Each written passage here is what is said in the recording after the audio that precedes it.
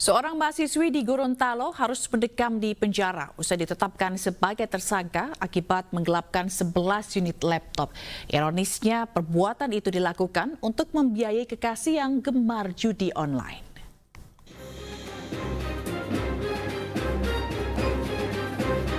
Mahasiswi salah satu universitas di kota Gorontalo ini hanya bisa pasrah saat digelandang petugas Polresta Gorontalo Kota usai ditetapkan sebagai tersangka atas kasus penggelapan 11 unit laptop. Kasus ini terungkap dari laporan salah seorang teman kuliah tersangka. Tersangka meminjam laptop korban dengan alasan ingin mengerjakan tugas. Namun setelah berbulan-bulan tak kunjung dikembalikan. Ternyata korbannya tak hanya satu orang, melainkan ada 11 unit laptop yang digadaikan tersangka di 3 tempat yang berbeda. Pelaku nekat melakukan penggelapan 11 unit laptop lantaran untuk memenuhi dan membiayai gaya hidup sang pacar yang gemar bermain judi online. Kalau tiap hari setiap jalan saya yang kasih uang. Berapa itu? 200.000 sampai 300.000 itu setiap hari. Awalnya tidak, cuman pas putus itu dia ada itu ancaman. Dengan alasan bahwa laptop ini digunakan untuk mengerjakan tugas kuliahnya yang belum selesai. Namun ternyata laptop ini dia gadaikan kepada ada dua gerai tempat pegadaian tentunya di sini kota dan ulangi 3, 2 di kota dan 1 di daerah Bone-Bolangi Kabupaten. Akibat perbuatannya tersangka terancam hukuman paling lama 4 tahun penjara. Dari kota Gorontalo, Nur Faizi Lahasan, iNews melaporkan. Pemirsa, wanita muda ditangkap polisi lantaran terlibat pencurian emas bernilai 1 miliar rupiah. Wanita tersebut berperan menjual berbagai perhiasan emas yang dicuri oleh kakak iparnya.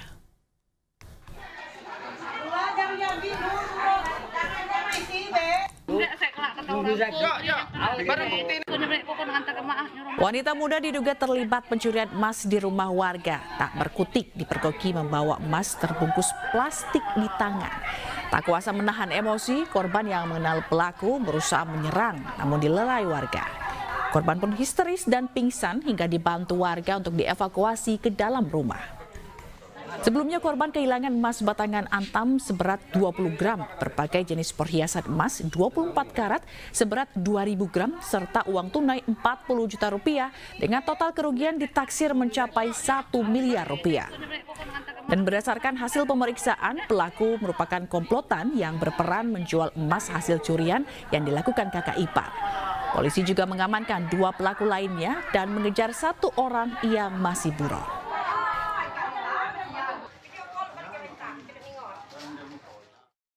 Dia ini adalah sebagai penjual hasil dari kejahatan tersebut yang berupa emas, di mana hubungan saudara Tari ini mempunyai hubungan kerabat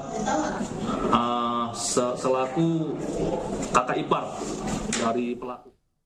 Gregorius Ronald Tanur, anak politikus yang menjadi terdakwa kasus pembunuhan kekasihnya, divonis bebas. Dalam amar putusannya, hakim menyatakan seluruh dakwaan yang dituduhkan terhadap terdakwa tidak terbukti.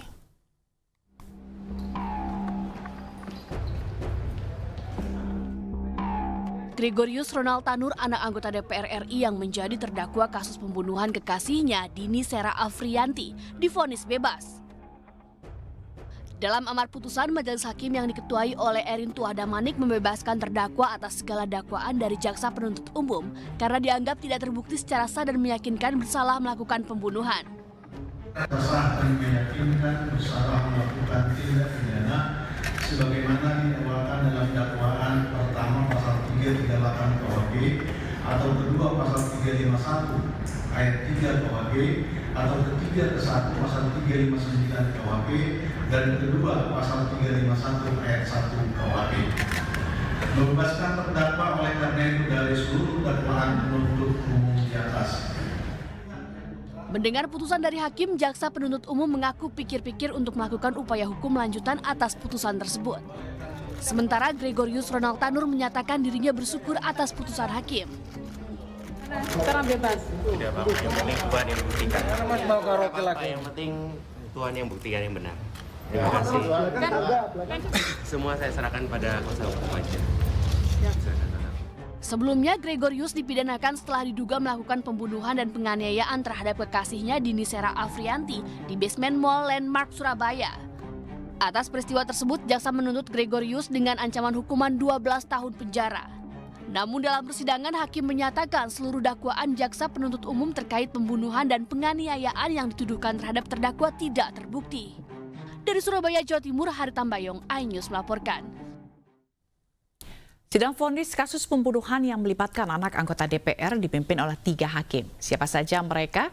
Dan kita akan lihat itu pertama ini ada Erin Tua Damanik yang menjadi hakim ketua. Berdasarkan data LHKPN tahun 2023, Erin Tua Damanik tercatat memiliki harta kekayaan sebanyak 8 miliar rupiah. Selama karirnya, Erin Tua Damanik pernah memvonis mati terdakwa kasus pembunuhan hakim. Terdakwa Zuraidah Hanum divonis mati usai terbukti melakukan pembunuhan berencana bersama 2 eksekutor lain. Kemudian ada Mangapul sebagai hakim anggota. Total kekayaan yang dimilikinya mencapai 1,3 miliar rupiah. Menariknya, Mangapul ini sempat menangani kasus tragedi Kanjuruhan pada 2022 lalu. Saat itu ia bertugas sebagai hakim anggota. Dan dalam sidang ini, Majelis Hakim Surabaya memvonis bebas 2 terdakwa tragedi Kanjuruhan. Kedua terdakwa ini adalah Kabak Ops Polres Malang, Wahyu Setio Pranoto, dan mantan Kasat Samapta Polres Malang, Bambang Sidik Ahmadi. Lalu berikutnya ada Heru Anindyo sebagai hakim anggota. Heru memiliki harta senilai 6,7 miliar rupiah. Kasus yang ditanganinya diantaranya kasus kebakaran lahan. Heru yang saat itu menjabat sebagai hakim ketua di PN Jakarta Pusat memutuskan PT Agri Bumi Sentosa terbukti telah menyebabkan kebakaran lahan pada 2019 lalu.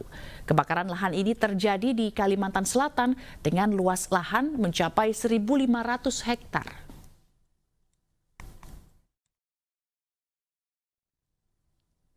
Dan bagaimana tanggapan keluarga terkait bebasnya Gregorius? Kita akan bersama berhubung atau bergabung dengan keluarga korban almarhumah Dini Sera. Ada Mbak Ruli Diana Puspitasari dan Sakinah selaku kakak dan sepupu almarhumah. Selamat siang Mbak Ruli dan Mbak Sakinah. Iya, siang Mbak. Oke, Mbak Ruli ini gimana Mbak tanggapannya terkait dibebaskannya Gregorius Ronald Tanur ini Mbak? Ya, saya sangat kaget sama kecewa ya sama keputusan Pak Hakim sama Pak Jaksa. Terus apakah ada upaya selanjutnya yang akan dilakukan Mbak? Selanjutnya akan diadakan sidang banding. Oke, jadi akan ya Mbak silakan diteruskan. Iya, nantinya akan diadakan minta banding. Oh gitu, baik. Berarti pihak keluarga akan mengajukan banding begitu ya atas putusan hakim ini gitu ya. Tapi pada saat persidangan kemarin keluarga tuh ada yang dilibatin nggak sih Mbak Ruli? Yang di persidangan kemarin? Selama persidangan ini?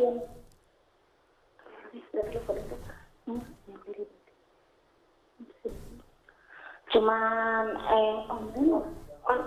sidang online aja. Iya, enggak.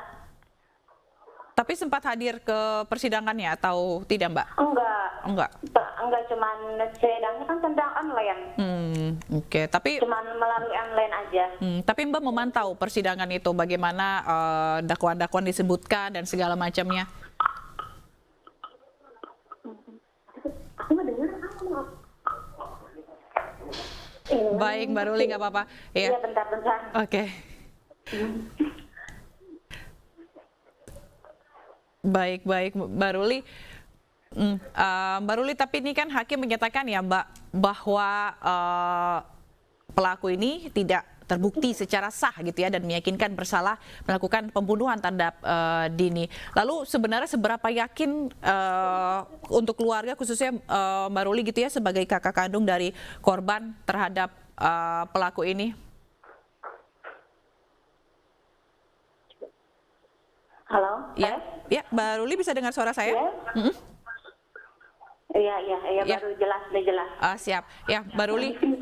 Mbak Ruli, jadi tadi kan setelah keputusan bebas ini, karena hakim menyatakan tidak bersalah gitu ya, maka si pelaku ini diputuskan bebas gitu. Tapi seberapa yakin sih Mbak kalau memang keputusan hakim ini benar bahwa si Gregorius ini tidak bersalah?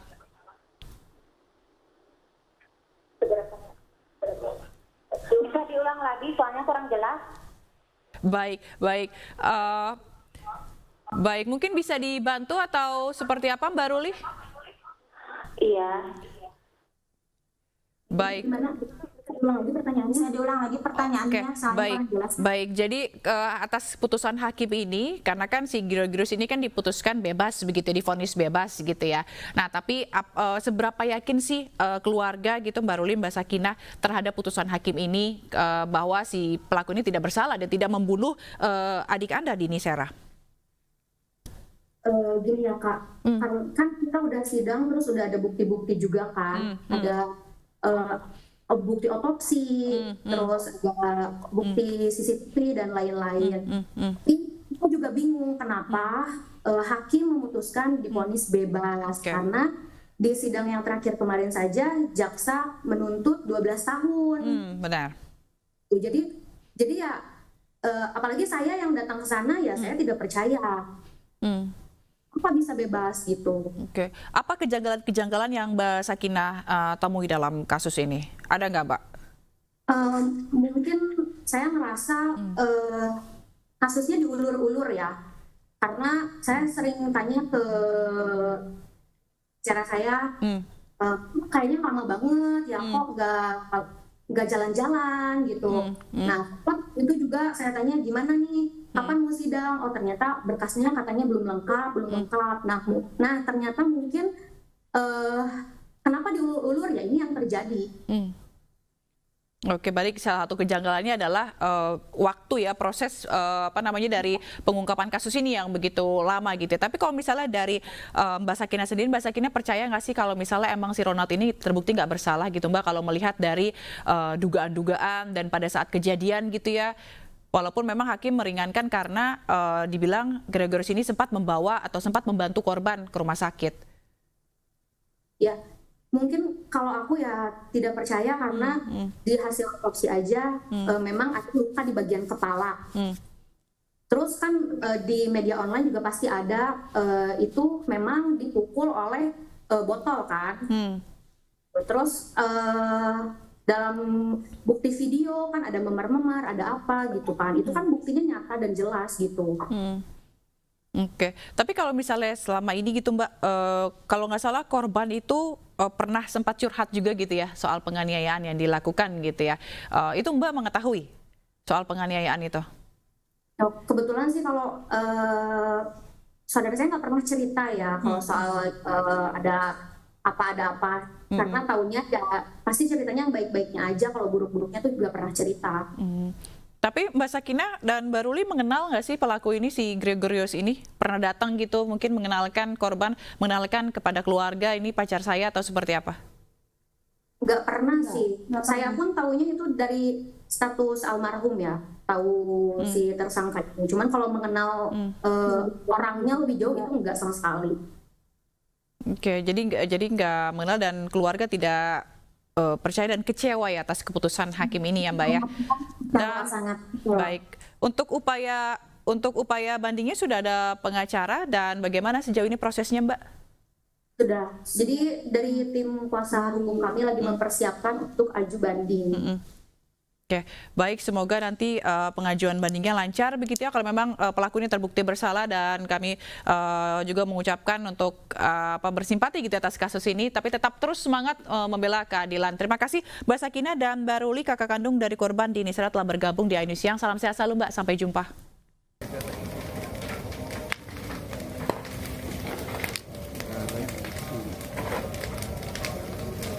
Sebuah rumah di Desa Wonokerto, Kecamatan Kedunggalar, Kabupaten Ngawi, Jawa Timur, ludes terbakar. Api melalap habis bangunan rumah yang terbuat dari kayu serta seluruh perabot. Menurut keterangan pihak keluarga, rumah milik Arjo itu sengaja dibakar oleh anaknya sendiri yang berinisial S. Selain membakar rumah milik orang tuanya, terduga pelaku juga membakar kandang ternak kambing yang ada di belakang rumah. Berdasarkan pemeriksaan polisi, anak pemilik rumah alias terduga pelaku memiliki riwayat gangguan kejiwaan. Kebakaran ini ya karena ya itu anaknya yang pusing tinggal istrinya.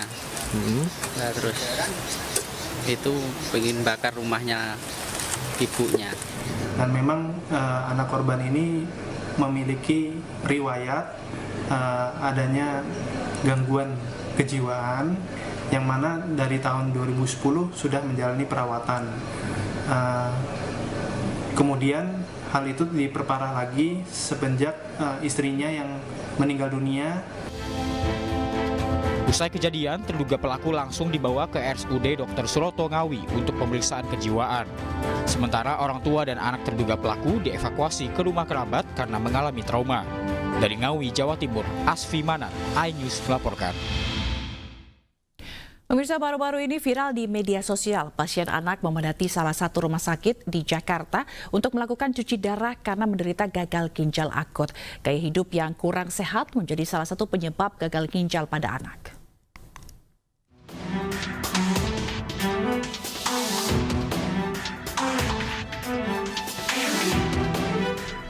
Masyarakat dihebohkan dengan banyaknya anak-anak yang harus cuci darah di salah satu rumah sakit di Jakarta karena menderita gagal ginjal akut.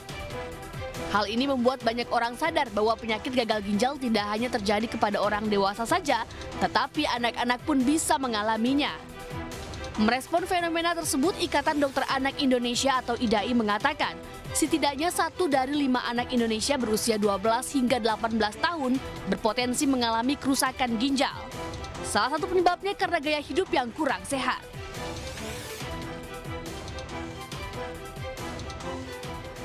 Gagal ginjal kronis adalah penyakit yang ditimbulkan oleh penurunan fungsi ginjal. Akibatnya, ginjal tak bisa menjalankan tugasnya dengan optimal seperti menyaring zat sisa dari dalam tubuh, memproduksi sel darah merah, dan mengatur kadar garam dalam darah.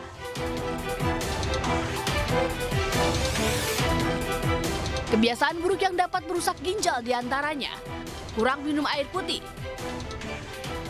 mengonsumsi makanan tinggi gula secara berlebihan, mengonsumsi makanan tinggi garam,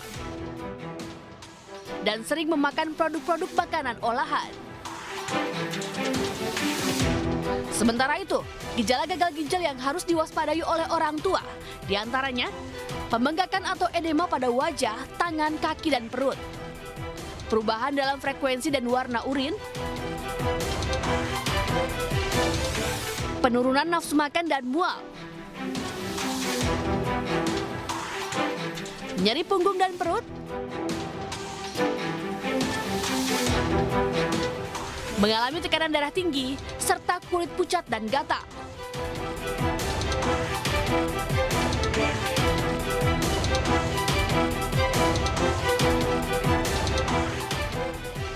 Segeralah ke puskesmas atau rumah sakit jika anak Anda mengalami gejala gagal ginjal akut, terutama bila Anda pernah mengalami gagal ginjal atau memiliki keluarga dengan riwayat penyakit ginjal.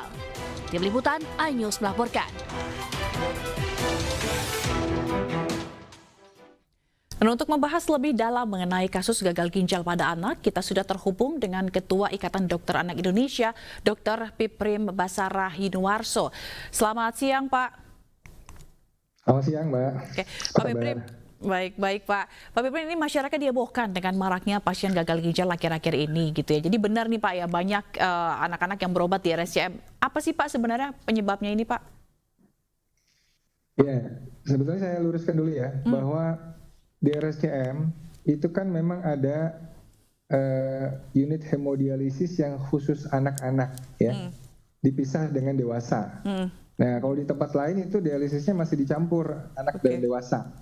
Kalau di RSCM itu dikhususkan anak-anak, sehingga memang rujukan dari mana-mana datang ke RSCM. Jadi ketika ada yang melihat, loh itu anak kecil ngapain lagi cuci darah? Ya memang dari mana-mana dirujuk ke situ, disatukan karena ada unit hemodialisis yang khusus untuk anak-anak. Jadi bukan berarti ada lonjakan yang sangat cepat gitu, bukan ya, tetapi memang di RSCM itu tipenya adalah khusus untuk dialisis anak. Jadi kelihatannya memang banyak gitu ya. Nah, kembali ke masalah gagal ginjal pada anak, ini penyebabnya sebetulnya bisa beberapa tipe ya. Yang pertama, kelainan bawaan, kelainan bawaan pada ginjal dan saluran kemihnya, ya, itu sekitar 1/3. Kemudian juga bisa karena sindrom nefrotik ya, diawali dengan bengkak-bengkak ya di kelopak mata, di bagian tubuh yang lain ya. Dan juga autoimun seperti lupus ya. Dan ada juga hal-hal lain seperti akibat gaya hidup. Ini yang mungkin perlu kita waspadai karena anak-anak kita sekarang ini, apalagi anak-anak yang dengan obesitas, itu sangat berpotensi mengalami kerusakan ginjal dan kemudian berlanjut apabila tidak ditangani dengan baik bisa mengalami gagal ginjal kronik. Ya. Baik, itu artinya para pasien yang ada di rumah sakit ini telah keseluruhan dari akumulasi secara nasional begitu ya Pak. Tapi terkait jumlahnya yang sekitar ada 60, apakah ini angka yang cukup mengkhawatirkan Pak bagi Indonesia dengan anak-anak kecil mengidap gagal ginjal ini Pak? Ya sebetulnya kalau kita lihat data, biasanya kalau ada lonjakan kasus seperti kasus keracunan EGDG tahun lalu ya, itu kan ada lonjakan kasus yang sangat signifikan di berbagai daerah ya. Tetapi ini kami dari DAI tidak mendapatkan laporan dari teman-teman para pakar ginjal di seluruh Indonesia. Itu ya kasusnya sih rata-rata biasa-biasa aja.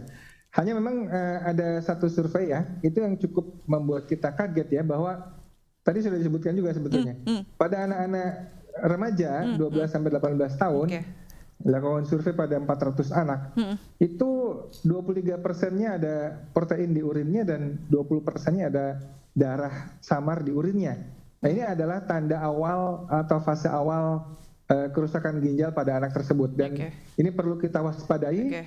Dan juga awareness buat masyarakat semuanya ya. Oke, itu yang disebabkan salah satu faktornya adalah gaya hidup. Gaya hidup seperti apa yang salah yang diterapkan sehingga anak-anak ini bisa mengidap gagal ginjal ini, Pak Piprim?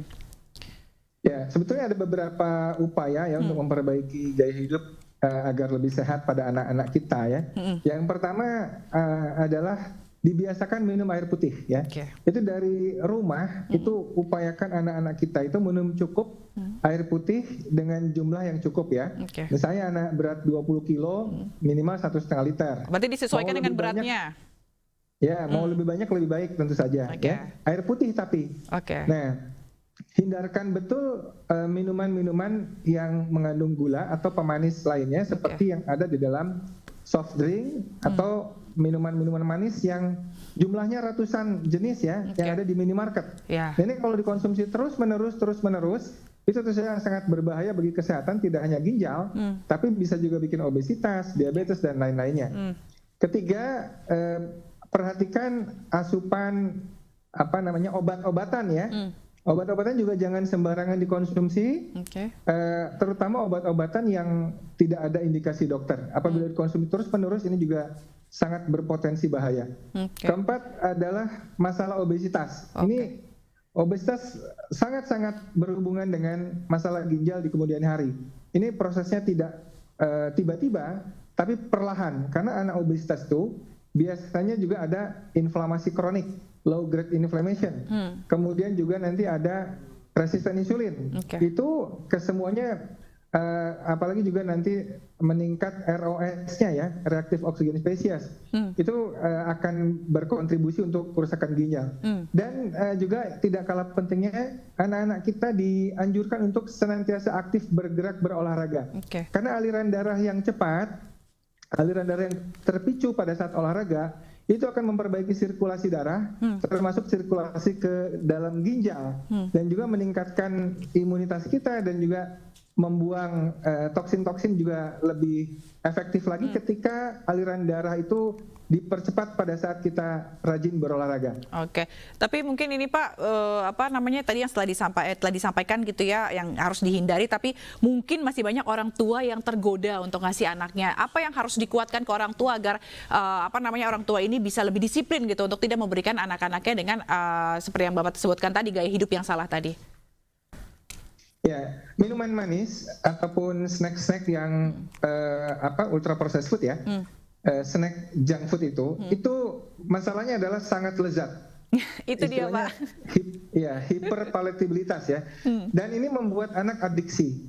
Ya, anak-anak adiksi. Jadi membuat kecanduan pada anak karena rasa lezatnya itu. Nah, oleh karena itu orang tua sudah harus membiasakan real food ya.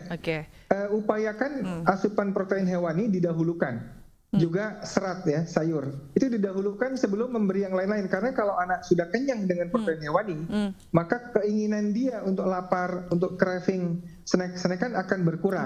Jadi dipenuhi dulu dengan makanan sehat, asupan protein hewani diutamakan, kemudian sayur-sayuran yang hijau juga diupayakan ya, supaya anak-anak itu kenyang dengan itu. Dan kemudian baru terakhir mungkin sesekali boleh snack, tapi jangan terus-menerus. Ini sudah snack campur dengan minuman manis dan ini tentu saja sangat berbahaya buat kesehatan. Apalagi tanpa olahraga ya.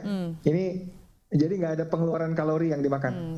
Berarti memang orang tua ini harus semangat gitu ya. Tapi Pak, terakhir apa upaya efektif untuk menangani kasus gagal ginjal ini Pak?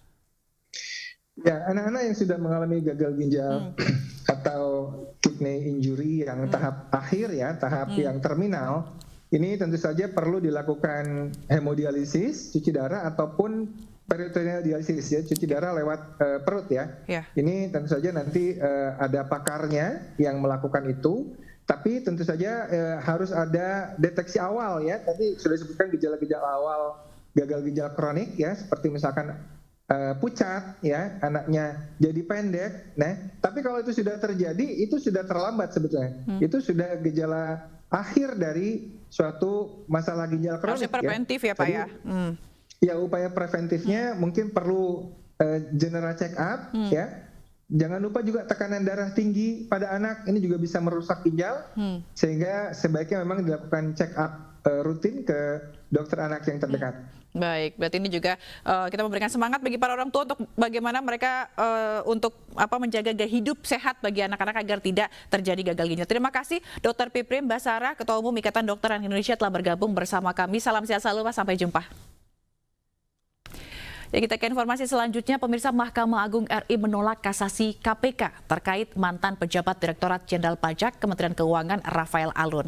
Mahkamah Agung meminta KPK segera mengembalikan aset yang disita berupa uang dan rumah milik Rafael Alun.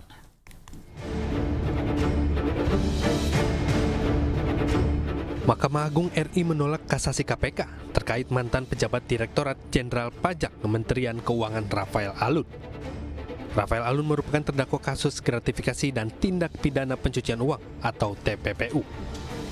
Hakim Sidang Kasasi yang dipimpin Ketua Majelis Dwi Arso Budi Santiarto memerintahkan KPK mengembalikan sejumlah uang barang bukti kepada Rafael Alun. Barang bukti uang senilai 199.970 juta rupiah. Selain itu, barang bukti perkara gratifikasi yakni 1 bidang tanah dan bangunan rumah di Jakarta Selatan. Menjatuhkan pidana terhadap terdakwa Rafael Alun Trisambodo tersebut di atas dengan pidana penjara selama 14 tahun serta denda sebesar 500 juta rupiah. Jika tidak dibayar, diganti dengan pidana penjara selama 3 bulan. Sebelumnya Pengadilan Tinggi DKI Jakarta di tingkat banding memutuskan Rafael Alun Trisambodo tetap divonis 14 tahun penjara dan denda 500 juta rupiah subsidiar 3 bulan penjara. Tim Liputan Ainus melaporkan.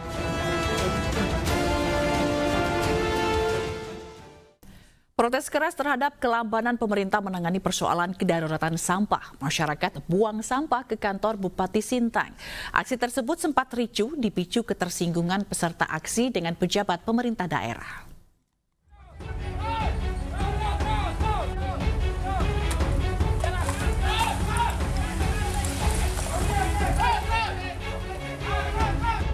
Masyarakat Kabupaten Sintang melakukan aksi protes dengan cara mengangkut tumpukan sampah dari berbagai lokasi ke kantor Bupati dan kantor DPRD Kabupaten Sintang. Aksi ini sebagai bentuk protes keras terhadap penanganan sampah oleh pemerintah daerah yang selama ini dianggap tidak memadai dan terkesan dibiarkan tanpa solusi yang efektif. Masyarakat menuntut agar pemerintah daerah segera mengambil langkah konkret untuk menyelesaikan masalah sampah yang telah menjadi kedaruratan di Kota Sintang. Mereka berharap aksi ini dapat mendorong pihak berwenang untuk lebih serius dalam menangani persoalan kebersihan kota. Aksi ini diwarnai kericuhan antara massa dengan pejabat pemerintah daerah. Kericuhan bermula ketika sejumlah peserta aksi merasa tersinggung dengan sikap yang ditunjukkan oleh pejabat Pemda Sintang yang menerima peserta aksi. Para peserta menganggap bahwa sikap pejabat Pemda tersebut yang menunjukkan tangannya ke arah peserta aksi protes diduga marah dan sebagai bentuk penghinaan terhadap tuntutan mereka. Sementara itu, menanggapi soal aksi pembuangan sampah oleh masyarakat itu, dari pemerintah daerah Kabupaten Sintang akan segera mencari solusi terbaik terkait dengan pengentasan permasalahan sampah tersebut. Sekarang sampah itu menumpuk, baik dari arah Kelam, dari arah Pino, dari Sungai Durian dan lain-lain, semuanya menumpuk. Jadi sama sekali belum ada solusi dari pemerintah. Nah, bentuk hari ini kami lakukan pembuangan sampah ke kantor Bupati ini sebagai bentuk protes kami terhadap pemerintah daerah kabupaten supaya sampah yang ada di Kabupaten Sintang ini segera ditangani dengan cepat. Pemerintah daerah Kabupaten Sintang akan mencari solusi. Kemarin memang ada kerusakan untuk alat yang di TPA. Kita juga sudah merencanakan untuk pembelian alat baru untuk dinas kebersihan. Intinya kita akan carikan solusi yang terbaik. Dengan aksi ini, masyarakat berharap agar Kota Sintang kembali bersih dan nyaman untuk ditinggali, serta menunjukkan perlunya kolaborasi antara pemerintah dan masyarakat dalam menjaga kebersihan lingkungan. Dari Sintang, Kalimantan Barat, Trianto Ainis melaporkan. Pemirsa, tim kuasa hukum Zaka Tatal membawa 13 bukti baru atau novum dalam sidang perdana peninjauan kembali di Pengadilan Negeri Cirebon. Sidang akan dilanjutkan 26 Juli dengan agenda mendengarkan jawaban dari termohon.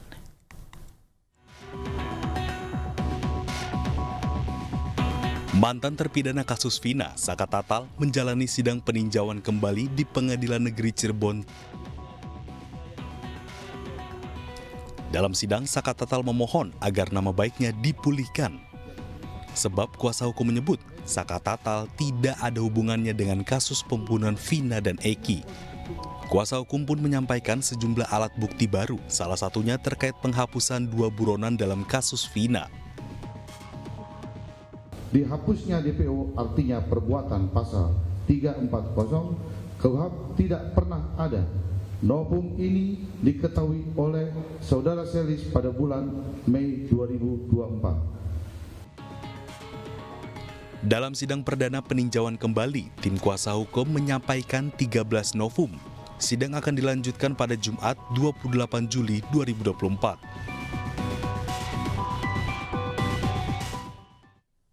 Dalam kesimpulan permohonan yang dibacakan kuasa hukum Zaka Tatal, disebutkan bahwa nama Zaka Tatal harus direhabilitasi. Selain itu, sejumlah saksi juga diminta agar dihadirkan di persidangan, di antaranya Susno Duaji dan Ogruseno. Kesimpulan, adapun kesimpulan pada permohonan peninjauan kembali terdakwa Zaka Tatal bin Bagja adalah sebagai berikut. 1. Bahwa dengan bukti baru novum tersebut yang belum pernah diajukan pada waktu persidangan, hilangnya nyawa korban Muhammad Rizky Rudiana dan Vina karena kecelakaan lalu lintas, bukan pembunuhan.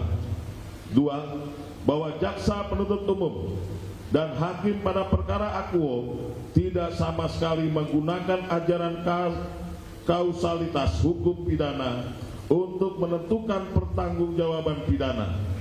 Jaksa dan hakim tidak memisahkan secara tegas perbuatan Zaka Tatal bin Bagja dengan terdakwa 5 orang dewasa berdasarkan fakta hukum.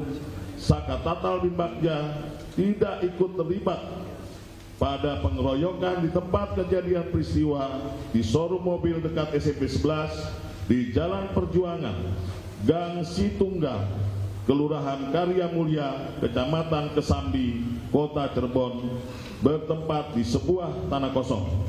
3.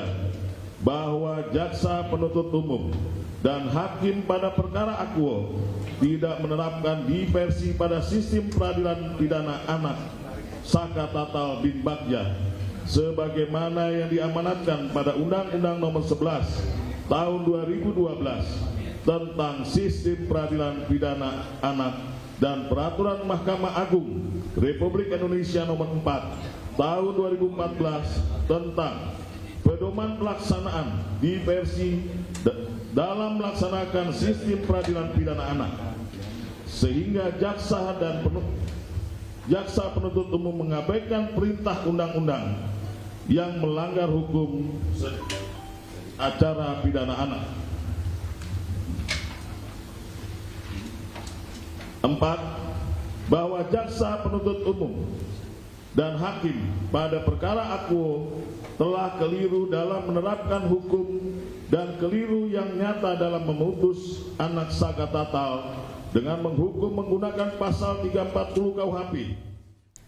Pihak Saka Tatal mengaku memiliki novum atau bukti baru untuk menghadapi sidang PK. Bukti baru ini diyakini tim kuasa hukum Saka Tatal akan menjadi pertimbangan hakim dalam membebaskan Saka Tatal dari keterlibatan kasus pembunuhan Vina dan Eki. Dan berikut sejumlah bukti baru yang dimiliki tim kuasa hukum Saka Tatal.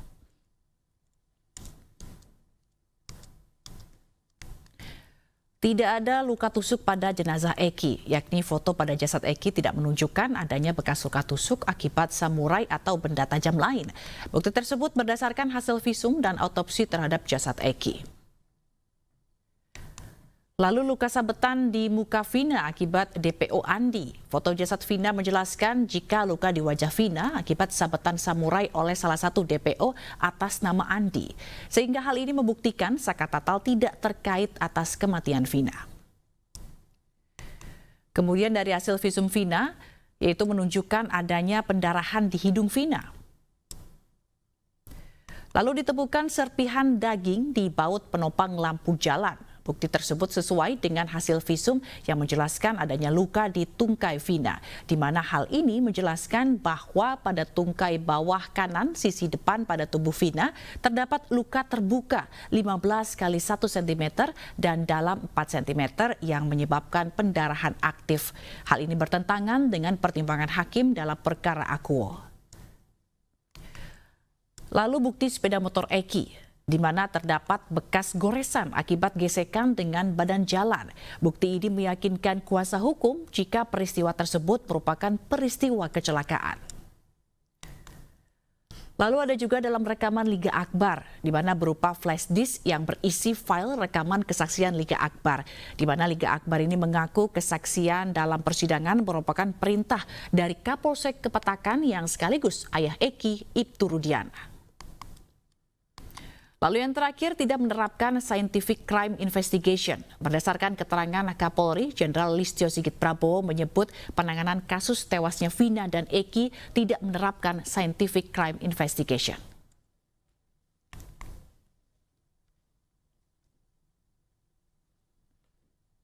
Pemirsa, selain Saka Tatal, salah satu narapidana kasus pembunuhan Vina dan Eki, Rivaldi, akan mengajukan permohonan peninjauan kembali di Pengadilan Negeri Kota Cirebon. Hal ini disampaikan tim kuasa hukum terpidana Rivaldi.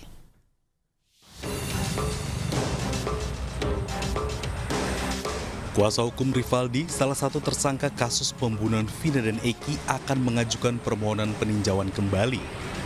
Rivaldi merupakan terpidana yang dihukum seumur hidup.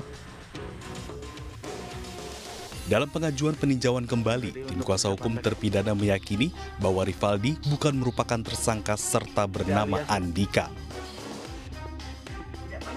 Untuk pengajuan PK-nya Rivaldi sudah kami siapkan, lebih kepada penamaan ya, dalam artian dari awal kita sidang, dari eksepsi, pembelaan dan segala macam banding maupun kasasi, kami tetap pada pedoman bahwa Rivaldi bukan tidak bisa disangkutkan dalam kasus Vina. Kenapa? Karena dalam BAP yang diberikan oleh Rudiana maupun saksi mahkota yang 6 lainnya itu selalu menyebutkan nama Andika. Rivaldi bukanlah Andika.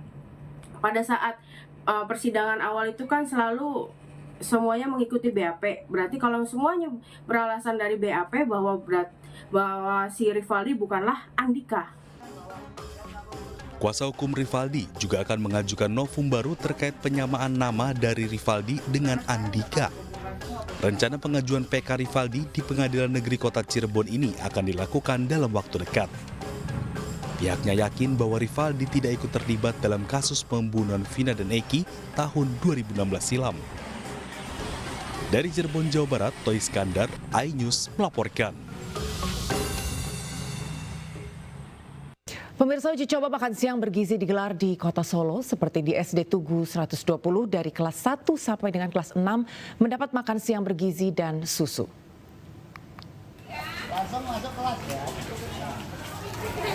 Uji coba makan bergizi gratis bagi anak sekolah dilakukan di Kota Solo, Jawa Tengah, satu diantaranya di SD Tugu 120.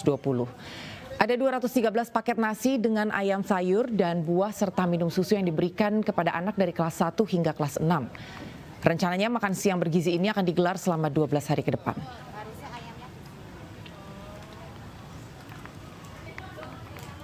Nanti kelas berapa? Maam apa ini? Maam apa, Dek? Enak nggak, Mami?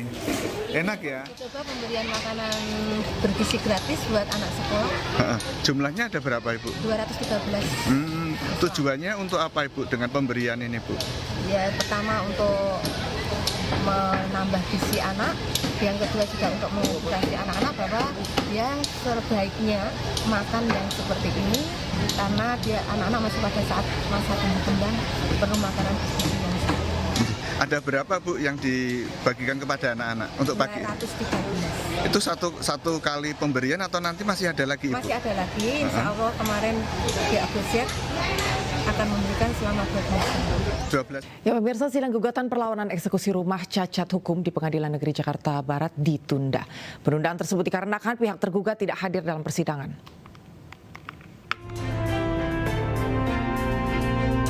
RPA Perindo mendampingi korban eksekusi rumah menjalani sidang di Pengadilan Negeri Jakarta Barat.